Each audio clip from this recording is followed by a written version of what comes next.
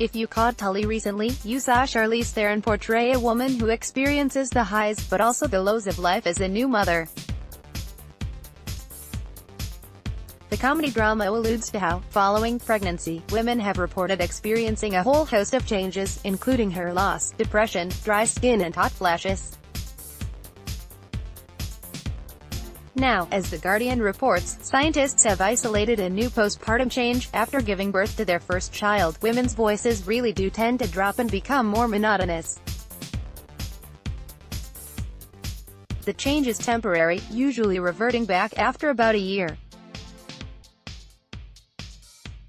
For the study, lead researcher Kasia Pisanski of the University of Sussex's School of Psychology and her team tracked a group of 20 women who were pregnant and 20 age-matched women who had never given birth via 600 voice recordings over a 10-year period, 5 years before and 5 years after pregnancy for the mothers in the study.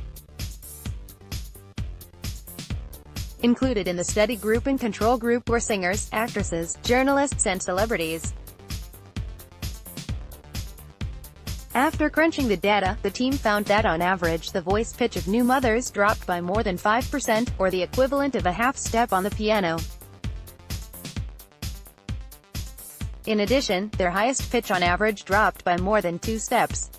New mothers also had less variation in their pitch. The work is published in the journal Evolution and Human Behavior. Our results demonstrate that pregnancy has a transient and perceptually salient masculinizing effect on women's voices, the authors said in a statement. This may be why, reports The Washington Post's Allison Chu, the singer Adele had trouble hitting certain notes during a concert last year.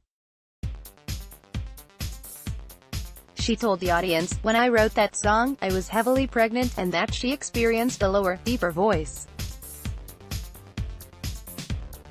The researchers, however, note that big voices changes happen postpartum. Our results show that, despite some singers noticing that their voices get lower while pregnant, the big drop actually happens after they give birth. Pisanski says in a news release.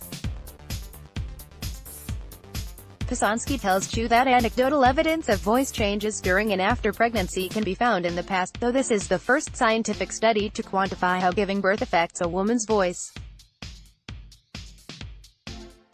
The reason for the lack of data comes down to a number of factors, Pisanski explains in an article for Quartz.